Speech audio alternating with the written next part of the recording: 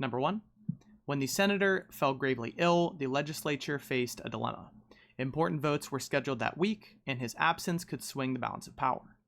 To resolve the impasse, the chamber allowed a trusted blank to register decisions in his stead, though many questioned whether this stand-in truly reflected the senator's judgment. So we have our kind of synonym phrases here, in his stead, this stand-in. So this person is going to send another person to represent themselves, right? So emissary might sound decent to start, but try to remember emissary as more you send a person to represent a group or like an organization. So like the US might send an emissary to another country to negotiate terms. So that's probably going to fit a little bit less here because we're going to have a better word.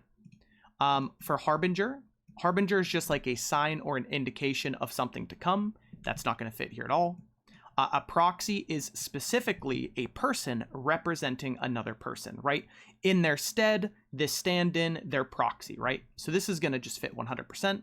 And then finally, subordinate would be, there'd have to be context of being below. So like a boss would have a subordinate that works below them. We don't have that context. And just to quickly go over other words, gravely just means like extremely or very. A dilemma is like a problem or an obstacle.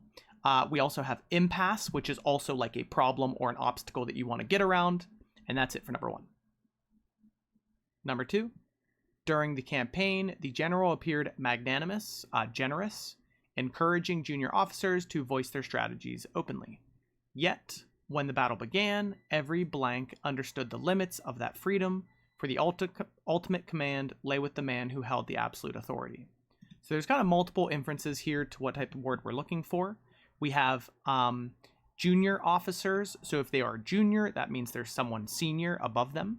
We have they were allowed to do this openly until the battle began, meaning now their freedom has been limited, which is, again, reinforced here. And finally, the one person, the general, held absolute authority. So these people were kind of below them. That word that's going to fit is going to be subordinate because they are below them. Subordinates are going to have someone over them that has more control, that has more say. Again, a proxy is not going to fit here because a proxy is going to be equal representation. I am sending a person to represent me entirely, so that's not going to fit. A harbinger is something that indicates or foretells of something to come, not fitting the context at all. And again, an emissary is going to be someone that represents a group. So that's not going to fit for these junior officers as well. It's going to be a subordinate. Number 3, the empire sought to avoid direct confrontation, fearing escalation that could lead to war. Instead, it sent a carefully chosen blank, whose task was to carry messages with both discretion and authority, bridging the gap between the rival courts. I think that's enough. So we're looking for this group sent a person to represent them to try to negotiate, right? So again, a harbinger is something that's going to indicate something to come, right? Like a storm was gathering, something like that. I don't think that fits. An emissary is going to be perfect here. An emissary is maybe like a messenger, a negotiator that's sent to represent like an organization or a country, something like that. So that fits. A subordinate, we have no context that there is someone below someone else here, so that's not going to work. And finally, a proxy is like equal representation. If it was like a person sending a person to represent themselves, that's more of a proxy. This looks like it is a person representing an empire. That's why it's going to be emissary, and it's going to be B here. Number 4, in the months before the plague swept through the villages, the people noticed strange portents. The skies dim with unseasonal clouds, and livestock grew restless for no apparent reason. To many, these signs were a terrifying blank of the devastation soon to arrive, though the warning. So I think we have enough synonyms here and enough context. So they're trying to describe, signs, indications of things that are coming, right? So this is finally a perfect example of harbinger, an indication, a warning that something's about to change, right? So it fits perfectly here. Emissary, a person representing a group, that's not going to fit our context at all. Subordinate, we don't have context that anyone is below anyone else. And finally, proxy, a person representing another person, doesn't fit. This one's just going to be D here. Number 5, the scientists emphasized rigorous controls, transparent documentation, insisting her experimental results were not anomalous, abnormal, out of the ordinary, but rather fully blank under comparable conditions. Okay, so we're looking for like a nice, strong, positive word. I see redeemable. So redeemable is going to be more like maybe a character in a book that has to redeem themselves because they've made mistakes, but they have a chance of kind of making up for those mistakes. Or you could redeem maybe like a coupon for like money or cash, like exchangeable. So that's not going to fit here. Replicable would be like I'm able to replicate what I've done under comparable conditions. So that's going to be really important. This is usually going to be like science oriented, because if I got the results from an experiment and if I can't replicate it, if I can't do it again, then those results kind of are not meaningful. But if I can replicate it under comparable conditions, those are really significant results. B is going to be perfect here. Under C, precarious is going to be like an uncertain situation. Usually it's negatively connotated. Usually it's like a dangerous situation because you don't know what's going to happen, so not going to fit. And finally, ineffable. Ineffable is going to be like indescribable. You've experienced something that you can't put into words. It's ineffable. So it looks like this one's just going to be B here. Number 6, despite the character's betrayal. So despite is like a however, is like a nevertheless. It's setting us up for a contrast to betrayal. So it's going to be something positive. The novel frames his moral lapse, his moral mistake, as something positive, highlighting his remorse, he feels bad, and his sustained efforts to repair the harm that he's caused. Okay, so again, we know we want a positive word. This person's looking to kind of improve upon what they've done, right? And that's exactly what redeemable is going to mean. A character that is in a redeemable situation means they made a mistake and they're able to improve that situation, right? It's going to fit perfect.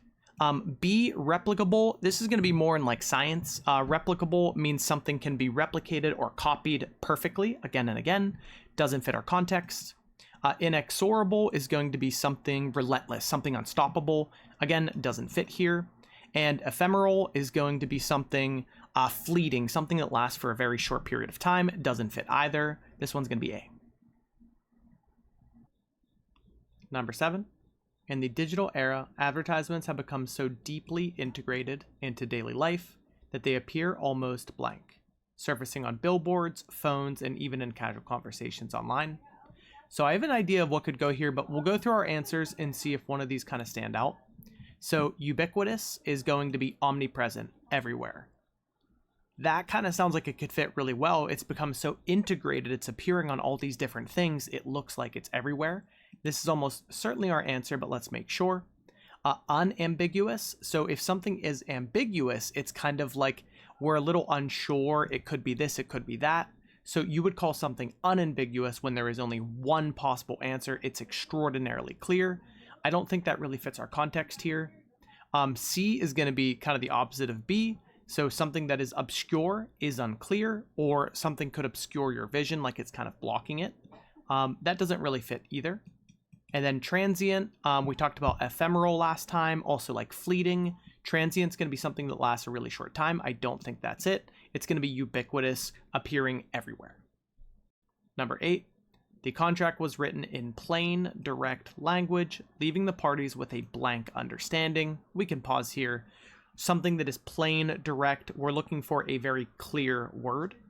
Starting with ubiquitous, this is going to be omnipresent, something that appears everywhere, doesn't necessarily mean very clear.